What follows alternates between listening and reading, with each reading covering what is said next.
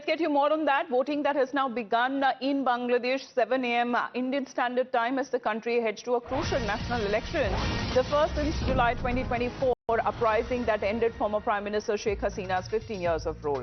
Now, the Muhammad Yunus-led interim administration in the state has said that it is now committed holding elections that are free, fair and peaceful. To ensure that over 500 plus foreign observers are now said to be present, including from the European Union and from the Commonwealth, to which Bangladesh also belongs. However, there are reactions on ground coming in as the voting has now begun. Long queues that now can be seen outside the polling booths.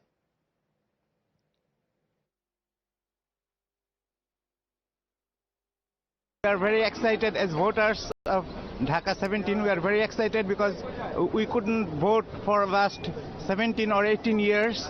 So we are very excited. We would like to select our appropriate candidate for this election. Yeah, I think the atmosphere is quite nice. The security is quite good and we can easily cast our vote. It's mainly two candidates, I think. So we will vote for the appropriate candidate. The situation continues till evening today. I think the peaceful situation will be remained. Now, as far as the reactions that have been coming in, because Bangladesh's longest serving Prime Minister Sheikh Hasina, who led the country to, during two of the stints officially totaling about 20 years, began her political career as a pro-democracy icon. She and the Awami League party were credited of overseeing the South Asian countries' economic progress. However, there is a stark kind of visible difference now what we are looking at the elections that are currently taking place. There is violence, vote manipulation, all of these allegations that are now surfaced. And this happened right on the eve of the elections. BNP, Jamaat-e-Islami, what has now been said that they clashed in Dhaka, in Rajshahi, and there have been incidents of violence and alleged vote manipulation attempts that have been made. However, what is being said that arrests that have also happened, armed recoveries that have also been reported from various parts of the country. And on the eve of the national election and the referendum in Dhaka, the police have also arrested individuals over buying votes or the manipulation of votes. And this is what media reports in Bangladesh now seem to suggest. There have been several instances like this that have now been reported in several of the areas where there have been attempts to obstruct the election process. Let's connect with Srinjoy on this. Srinjoy, good morning. Big developments there. Finally, as far as this election is concerned, that is now taking place in Bangladesh, but with a very stark and a visible difference. Yes, there are really three things that have to be looked at.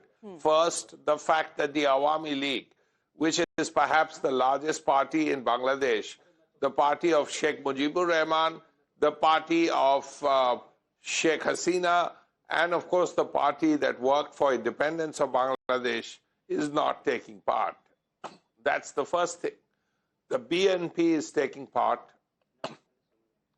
Tariq Rahman has come back from London, where he was in exile, and he will be leading the BNP, and it's widely expected that the BNP will win this election. Thirdly, it comes after a year and a half of managed government by the Muhammad Yunus government, which was not a representative government. But now you have a representative government that will speak for the people of Bangladesh. And that's very important. So there are really these three issues that are coming up. And India will have to work with the BNP, as it has in the past. India would have preferred to work with the Awami League, but the BNP will be the primary party, it is expected, after the elections. And it's better to work with the BNP, which has experience in government, than the Jamaat. Absolutely there, because that is on the extremist side that we are looking at as far as when it comes to this election process that has been taking place, Srinjoy, because you mentioned Awami League, that has now been banned from politics under the Dhaka tribunal, completes its trial of the party, which means that it is absent from today's voting procedure. There is also a notable election for several, reasons, Shinjoy. It is not just a first since 2024 July uprising, but also the first in decades that the elections is taking place without either of Bangladesh's two dominant political figures, both Sheikh Hasina and with the recent passing of Begum Khalida Zia. Yes, that of course. Sheikh Hasina is here and Khalida Zia has passed away. But as I said, Tariq Rahman has taken over. He was in London for years and years. He's come back and he will be leading the BNP. Now the BNP is perhaps the second largest party in Bangladesh. And the fact that it has government experience, that India has worked with the BNP in the past, will make it a better option for India than if the Jamaat wins. But the Jamaat is not widely expected to win. The BNP is widely expected to win. And if the BNP wins, then Bangladesh gets a representative government. This last year and a half of Muhammad Yunus, the people of Bangladesh were not involved.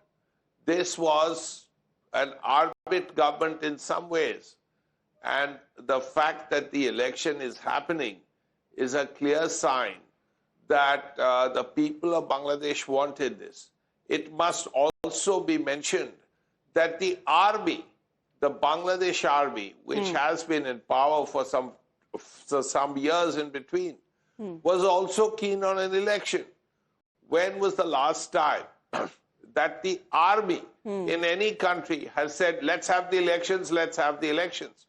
And the government in power has been going slow on it. But, Shinjoy, this election, do you believe that it will also be a test of whether democratic recovery in any way is possible in the country that has been reeling from years of political turmoil and instability, especially since 2024?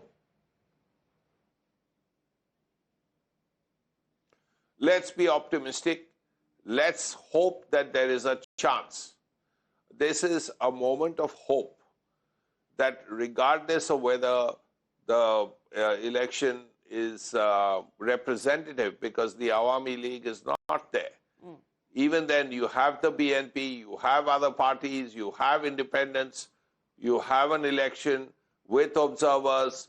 So let's hope that this is a chance that democracy is getting in Bangladesh and the people of Bangladesh will get a representative government that will represent it in the world. Because this is an important moment for Bangladesh. The economic prosperity must continue. And if it does, it will help India, it will help Bangladesh, of course, it will help the entire region. Absolutely, because although there are several parties that have now thrown their hat into the ring, but the real contest is between the centre-right Bangladesh Nationalist Party and the Jamaat-e-Islami, which is Bangladesh's largest Muslim party that was once barred from elections. Now, the centre-right BNP is widely being seen as a front-runner, with the long-time rival Awami League now having been banned last year following the student uprising that happened back in 2024. Shinjoy, for the moment, thank you very much for joining in. Well, those are the updates that we are now picking up from